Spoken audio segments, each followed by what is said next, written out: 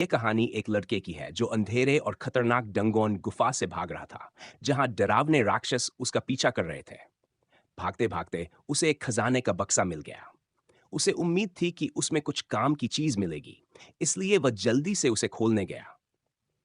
लेकिन जैसे ही उसने बक्सा खोला, उसमें से एक काली स्लाइम चिपचिपा राक्षस निकलकर उसके चेहरे पर कूद गई और उसके मुंह और आंखों के रास्ते उसके शरीर में घुस गई।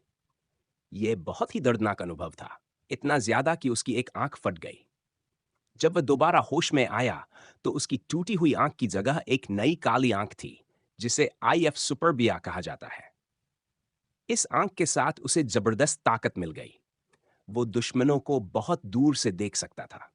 उसकी प्रतिक्रिया की गति बहुत तेज हो गई। और सबसे जरूरी बात, अगर वह एक भी दुश्मन को मार दे, तो उसके बाद उसे कोई नहीं रोक सकता। अब वो कभी भी उन दुश्मनों से नहीं हारेगा जो उससे कमजोर है। एक को मारते ही वह लगभग अजेय अनस्टॉपेबल बन जाएगा। और यही लड़का हमारी कहानी का मुख्य हीरो है। असल में ये वही लड़का है जिसने ये पूरी कहानी खुद एक उपन्यास में लिखी थी। एक दिन जब उसने अपने उपन्यास का आखिरी चैप्टर लिखा, तभी उसे एक रहस्यमय चिट्ठी मिली। वह चिट्ठी उसे उसकी खुद की कहानी की दुनिया में पहुंचा देती है। लेकिन यह सब कुछ और भी अजीब हो जाता है, क्योंकि वह सीधे उस खलनायक के शरीर में पहुंचता है, जिसकी दुखद कहानी उसने खुद लिखी थी। इसका नाम है नैम हू ह्यून।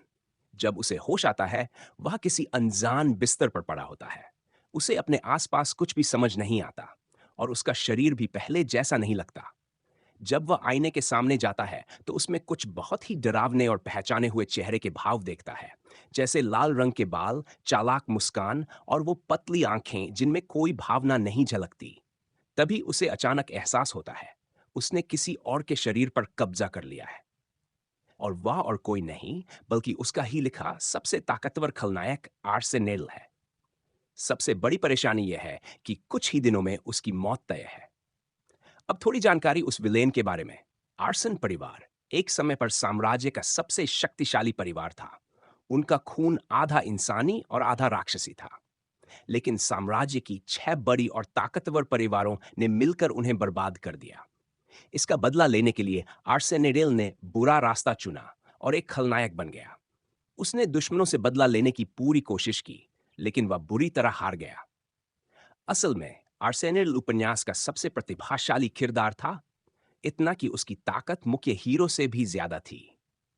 लेकिन लेखक हु युन ने कहानी इस तरह से लिखी थी कि चाहे वो कितना भी ताकतवर हो, वह कभी मुख्य पात्र को हरा नहीं सकता। और अब आर्सेनेडल अपने मना जादुई ऊर्जा का इस्तेमाल भी नहीं कर सकता।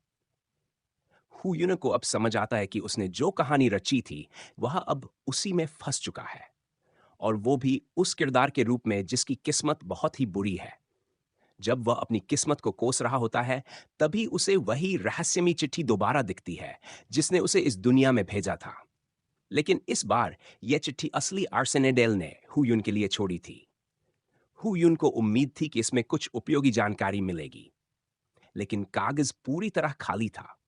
फिर अचानक उस पर शब्द अपने आप उभरने लगते हैं।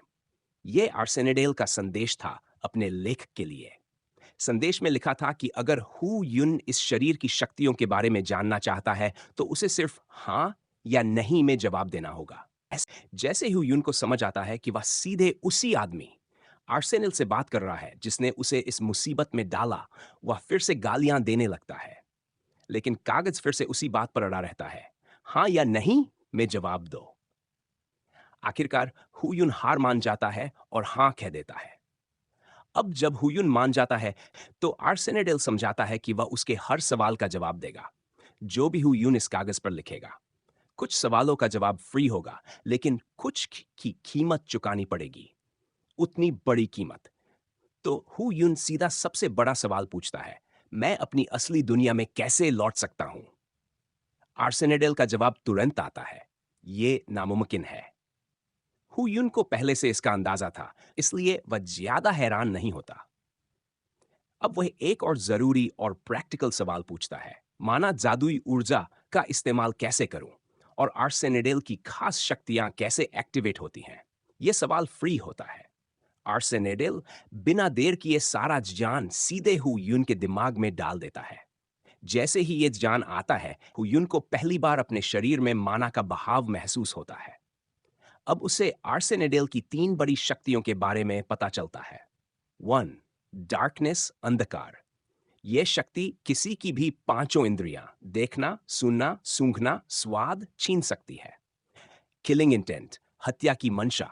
यह शक्ति उसकी आभा औरा से दुश्मन को जक्का डस सकती है, यानी दुश्मन हिल भी नहीं पाएंगे। ये आम लोगों पर असर करती है, लेकिन अच्छे सैनिकों पर कम। 3. पोजीशन ट्रांसफर 1, ये आर्सेनेडल की सबसे खतरनाक और टूट चुकी ओपी शक्ति है। इसके जरिए वो अपनी जगह किसी भी चीज से बदल सकता है, जैसे कि तलवार, दीवार, कुर्सी आदि। ये एकदम सटीक हत्यारा बनने की शक्ति है। जैसे ही वह इसे एक्टिव करता है, थोड़ा जादुई एहसास होता है। इससे साबित होता है कि शक्ति सच में काम कर रही है। हालांकि अभी वह केवल डीसवर गड्स के अंदर ही अदला बदली कर सकता है, जो आर्सेनेडल की असली ताकत के मुकाबले थोड़ा कम है। लेकिन अगर रोज अभ्यास करे तो इसमें सुधार हो सकता है। वह इसे टेस्ट करने का फैसला करता है। पास में रखी एक लोहे की आर्मर बख्तरबंद शरीर से अपनी जगह बदलता है। जैसे ही वह स्किल इस्तेमाल करता है, वह अचानक गायब हो जाता है और उसकी जगह आर्मर आ जाती है। स्किल काम कर जाती है, लेकिन लैंडिंग थोड़ी खराब होती है। मतलब अभी और प्रैक्टिस की जरूरत है। उधर कुछ शाही सैनिक सीधे उसकी हवेली की ओर बढ़ रहे हैं। उनका मकसद है उसे मार डालना। आर्सन परिवार की हवेली में वे आखिरकार पहुंच जाते हैं। लायन काउंटी के कप्तान फेल्ट्स अपनी तीखी नजरों के साथ आर्सेनेडेल के नौकरों से जानकारी लेते हैं। नौकर बताते हैं कि आर्सेनेडेल कई दिनों से अपने कमरे से बाहर नहीं निकला। बिना चेतावनी के कप्तान फेल्ट्स और उसके सैनिक दरवाजा तोड़कर अंदर घुसते हैं। अंदर आर्सेनेडेल यानी हुयुन बिल्कुल शांत बैठा मजे से कप्तान के मिशन पर तंज कसता है कि कैसे वह एक नौजवान को मारने आया है। लेकिन कप्तान उसकी एक नहीं सुनता और तुरंत अपने सैनिकों को आदेश देता है कि उसे मार डालो। लेकिन वह नहीं जानते थे कि आर्सेनेडल के पास पोजीशन ट्रांसफर जैसी चालबाज शक्ति है। जैसे ही एक सैनिक उसकी ओर तलवार लेकर बढ़ता है, आर्सेनेडेल उस तलवार से अपनी जगह बदल लेता है। अगले ही पल वह खुद सैनिक की तलवार पकड़कर उसके सामने आता है और हमला करता है। उसका यह अचानक हमला सटीक बैठता है और पहला दुश्मन कटकर गिर जाता है। बाकी सैनिक और कप्तान फेल्ट्स हैरान रह जाते हैं। पहली बार किसी को मारने के बाद अब आर्सेनेडेल हुयुन बस खड़ा रहता है और अगले हमले का इंतजार करता है। फेल्ट्स अभी भी अपनी सेना की संख्या पर भरोसा कर रहा था। उसने अपने सैनिकों को आदेश दिया कि वे आर्सेनेडल पर सीधे हमला करें। जंग शुरू हो जाती है, लेकिन आर्सेनेडेल सीधे भिड़ने की बजाय एक खिड़की तोड़ता है और नीचे कूद जाता है। इसके साथ ही वह अपनी खास ताकत का कमाल दिखाता है। वह पहले अपनी तलवार जमीन पर फेंकता है और फिर ऐन वक्त पर पोजीशन ट्रांसफर स्किल को एक्टिव करता है। इससे वह अपनी जगह तलवार से बदल लेता है। इस तरह वह गिरने से बच जाता है और सुरक्षित तरीके से भागने में कामयाब होता है। अब उसका अगला कदम है आर्सन परिवार के जंगल तक पहुंचना। जैसे ही वह जंगल की ओर भागता है, फेल्ट्स अपने सैनिकों को उसका पीछा करने का आदेश देता है, ताकि यह सुनिश्चित किया जा सके कि आर्सेनेडेल सच में मारा गया या नहीं। अब नजरिया बदलते हैं और आर्सन के जंगल में आते हैं, जहां हमारा लड़का हांफता हुआ दौड़ रहा है। उसकी टांगें पूरी ताकत से चल रही हैं ताकि वह जितना हो सके दूर जा सके।